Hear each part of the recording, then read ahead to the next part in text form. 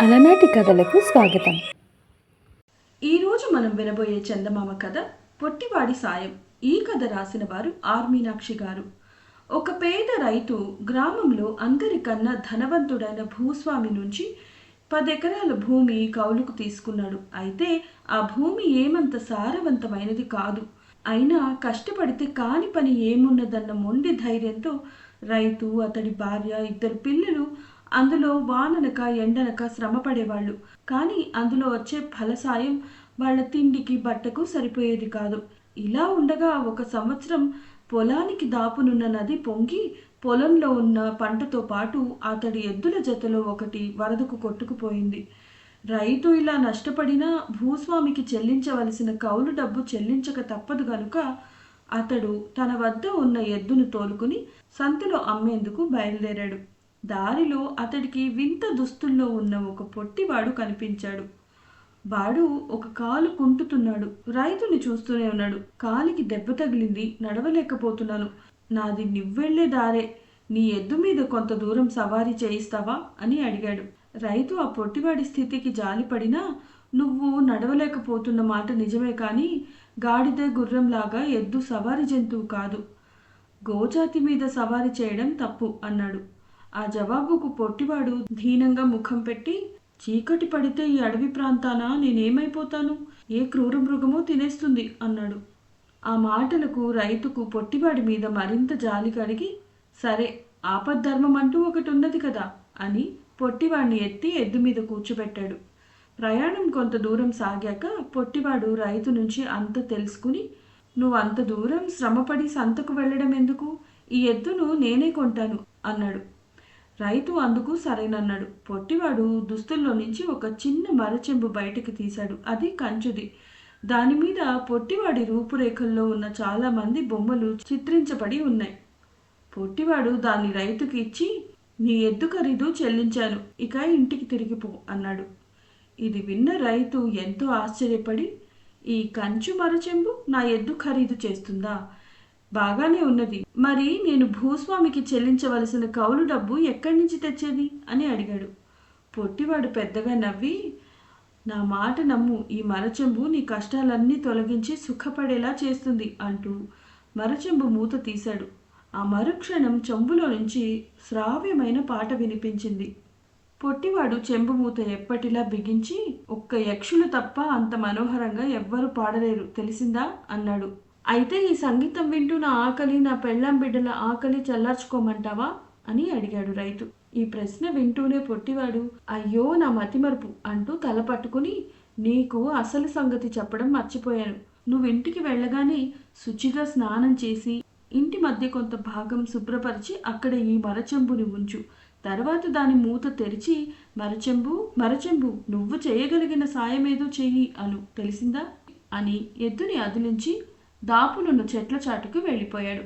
రైతు మరచెంబుతో ఇంటికి తిరిగి వచ్చి సంగతి చెప్పగానే అతడి భార్య దిగులుగా ముఖం పెట్టి, ఏం చేస్తాం, కర్మ, నిన్నెవడు నిలువున మోసం చేశాడు అన్నది.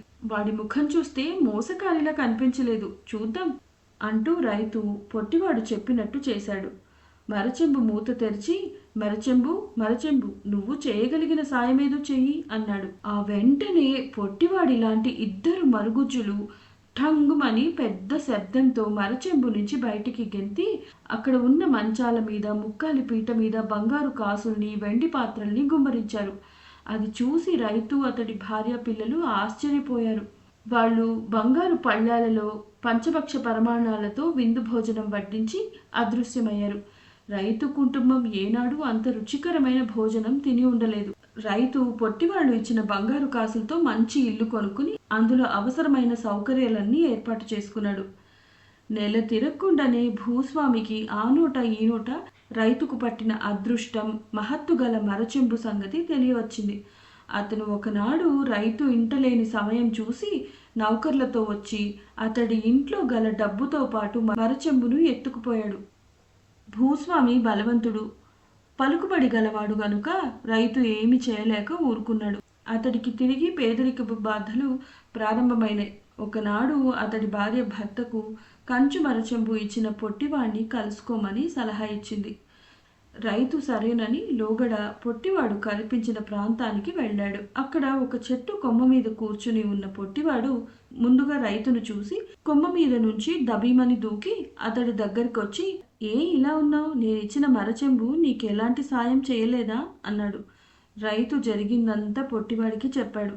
అంతా విన్న పొట్టివాడు చెట్టు పైకి పోయి అక్కడ ఉన్న తొర్రలో నుంచి ఒక వెండి మరచెంబు తెచ్చి రైతుకిచ్చాడు. రైతు సంతోషంగా దాన్ని తీసుకుని ఇంటికి తిరిగి వచ్చాడు. అయితే భూస్వామికి తను రైతును ఒక కంట కనపెట్టమని నియమించిన నౌకర్లకు ఈ సంగతి తెలిసింది. వాళ్ళు కంచు మరచొంబు కన్నా ఈ వెండి మరచొంబు ప్రభావం గలదని తాము విన్నట్లు ఆయనకు చెప్పారు. భూస్వామి ఏదో ఒక విధంగా దాన్ని దొంగలించాలనుకుని ఆ సాయంత్రం విందు ఏర్పాటు చేసి రైతుని ప్రధాన అతిథిగా ఆహ్వానించాడు. రైతు రాగానే భూస్వామి మిగతా అతిథులతో, మన ప్రధాన అతిథి దగ్గర గొప్ప ప్రభావం గల మరచొంబు ఉన్నది, దాన్ని ఆయన మన ముందు ప్రదర్శిస్తాడు అని చెప్పాడు. వెంటనే రైతు దుస్తుల్లో నుంచి మరచొంబు బయటికి తీసి కింద పెట్టి, మరచెంబు మరచెంబు, నువ్వు చేయగలిగిన సాయమేదో చెయ్యి అన్నాడు. ఆ మరుక్షణం నల్లని రూపంలో ఉన్న 2 మహాకాయులు మరచెంబు నుంచి వచ్చి చేతిలో ఉన్న కర్రలతో భూస్వామిని కొట్టసాగారు. భూస్వామి కేకలు పెడుతూ రైతుతో, నీ పుణ్యం ఉంటుంది, ఈ ఇద్దరిని తిరిగి మరచెంబులోకి వెళ్ళిపోమను అన్నాడు. రైతు ఏమాత్రం తొడగకుండా, ముందు ఆ కంచు మరచెంబు నాకివ్వు అన్నాడు. భూస్వామి ఇంట్లోకి పరిగెత్తిపోయి దాన్ని తెచ్చి రైతుకిచ్చాడు. మహాకాయులిద్దరూ వెండి మరచెంబులోకి వెళ్ళిపోయారు. కొద్ది రోజుల్లోనే రైతు ఆ చుట్టుపక్కల ఉన్న ధనవంతుల కన్నా ధనవంతుడయ్యాడు. తన అవసరం తీరాక అతడు మరచెంబులు రెంటిని ఎవరికీ తెలియకుండా రహస్య ప్రదేశంలో పాతిపెట్టాడు. ఈ కథ మీకు అందరికీ నచ్చిందనుకుంటాను. ఇలాంటి మరిన్ని మంచి కథలు వినడానికి అలనాటి కథలు ఛానల్కి సబ్స్క్రైబ్ చేసుకోండి. ఇప్పుడు కథ కంచికి మనం ఇంటికి. ఉంటాను. సెలవు.